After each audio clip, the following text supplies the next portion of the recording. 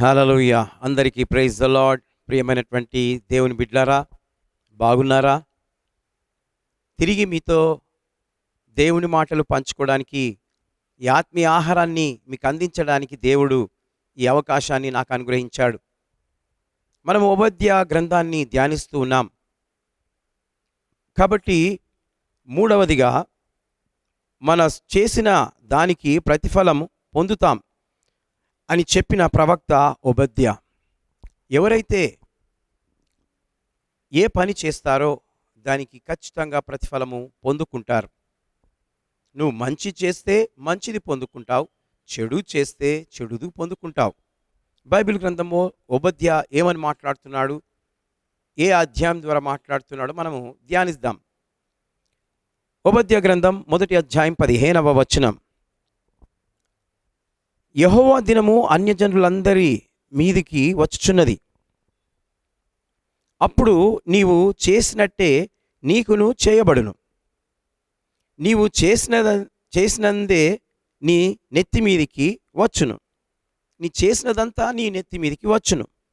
ప్రియమైనటువంటి దేవుని బిడ్డలారా, ఈ లోకంలో మనము జీవితకాలము మనము చేసినది మన నెత్తి మీదికి వస్తుంది అని వాక్యంలో ఉంది.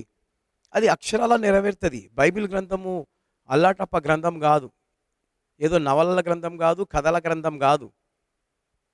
సృష్టికర్త సృష్టించిన మాటలు ఈ పరిశుద్ధ గ్రంథంలో ఉంది.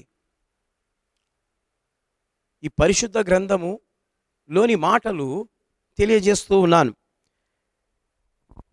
ఎవరు చేసుకున్నది వారి మీదకి వస్తుందని వాక్యంలో వ్రాయబడినది అనే సంగతులు మర్చిపోవద్దు. అంటే మనం చేసిన తప్పు మన మీదికి వస్తుంది. మన తల్లిదండ్రులు చేసిన తప్పు పిల్లల మీదకి వస్తుంది. పిల్లలు చేసిన తప్పు మరి వారి పిల్లల మీదకి వస్తుంది. 3-4 తరముల వరకు దేవుని యొక్క ఉగ్రత ఈ విధంగా వస్తూ ఉంటుంది. కాబట్టి మనం చేసిన తప్పు మనుషులకు తెలియకపోవచ్చు, కానీ దేవునికి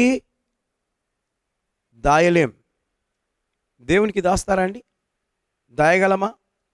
దాచిపెట్టగలమా? దాచిపెట్టలేం. నీవు చేసింది దేవునికి మాత్రం ఖచ్చితంగా తెలుస్తుంది. నీకు తెలియకపోవచ్చు. నన్ను ఎవరు చూస్తలేరని అనుకోవచ్చు. పిల్లి ఏం చేస్తుందంట? శబ్దం లేకుండా పాలు తాగుతుంది. అదేమనుకుంటుందంటే కళ్ళు మూసుకొని తాగుతుంది. నన్ను ఎవ్వరు చూస్తలేరు అనుకుంటుంది. కానీ అందరూ చూస్తూనే ఉంటారు అది తాగేది, తినేది. కాబట్టి మనుషులైన వారు కూడా చేసే తప్పులు ఎక్కడెక్కడో తిరుగుతూ ఉంటే నన్ను ఎవరూ చూస్తలేరు అని అనుకుంటారా లేదా? చాలామంది రకరకాలుగా తిరుగుతూ ఉన్నారు. వాళ్ళు ఏమనుకుంటారు? నన్ను ఎవరు చూడడం లేదు, మా తల్లి చూడడం లేదు, మా తండ్రి చూడడం లేదు, మా బంధువులు చూడడం లేదు, సంఘ కాపరి చూడడం లేదు. నేను నా ఇష్టానుసారంగా డ్రెస్సింగ్స్ వేసుకుంటాను, నా ముఖాన్ని ఇష్టం వచ్చినట్టు అలంకారం చేసుకుంటాను, నేను తిరుగుతాను, నన్ను ఎవరు చూడరు అని నీవు అనుకుంటూ ఉంటావు. దేవుడు మాత్రం చూస్తూనే ఉంటాడు. హల్లెలూయా! దేవుని దగ్గర దాపరికం ఉండదు. కాబట్టి జాగ్రత్త. మనుషుడు ఏమి విత్తుతాడో అదే పంటను కోస్తాడు అని వాక్యం అంటుంది. కాబట్టి దేవుని బిడ్డలారా, ఆయన న్యాయవంతుడు, మోసపోకుడి. దేవుడు వెక్కిరింపబడడు. ఈ విషయాన్ని ఓబద్య మనకు తెలియజేస్తూ ఉన్నాడు. కనుక చెడ్డవాటి యందు కాక మంచి వాటి యందే మన గురి నిలుపుదాం. ఓకేనా? వేటి మీద మన గురి నిలపాలి? మంచి వాటి యందు. సంఘంలో ఒక్కొక్కరు ఏ విధంగా పని చేస్తుంటారు, ఎంతవరకు చేస్తూ ఉంటారు, నేను గమనిస్తూ ఉంటాను. నేను ఒకటే ప్రార్థిస్తాను, ప్రభువా, వాళ్ళు చేసేది నా పని కాదు, నీ పని చేస్తున్నారు. వాళ్ళు ఎంతవరకు చేస్తున్నారు, ఎలాంటి మనసుతో చేస్తున్నారు నీవు గమనిస్తున్నావు. ఆలయంలో నుండి వారిని దీవించు అని ప్రార్థిస్తూ ఉంటాను నేను. ఎక్కడి నుండి దీవించమంటాను?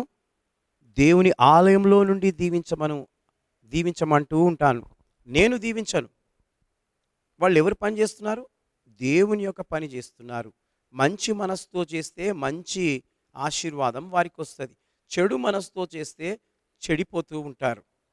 కాబట్టి దేవుడు చూస్తున్నాడని మీరు గ్రహించాలని ఈ మాటలు చెప్తూ ఉన్నాను.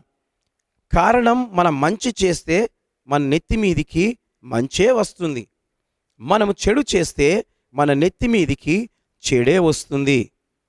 కాబట్టి మనము ఎలా చేస్తున్నాం, ఏ పని చేసినా ఎలా చేయాలి, దాని విషయమై దేవుడు మాట్లాడుతూ ఉన్నాడు. చెడు చూస్తున్నావా? చెడు మాట్లాడుతున్నావా? ఒకరి మీద ఒకరికి సాడీలు చెప్తున్నావా? మీ అమ్మ మీద చెప్తున్నావా? మీ నాన్న మీద చెప్తున్నావా? మీ అన్న మీద చెప్తున్నావా? మీ చెల్లి మీద చెప్తున్నావా? అక్క మీద చెప్తున్నావా? జాగ్రత్త సుమా, అది నీ మీదికే వస్తుంది. కాబట్టి నువ్వు దేవుని బిడ్డవు కాబట్టి నేను ఈ మాటలు చెప్తూ ఉన్నాను. వేరే వారికి నేను చెప్పను, నాకు అవసరం లేదు.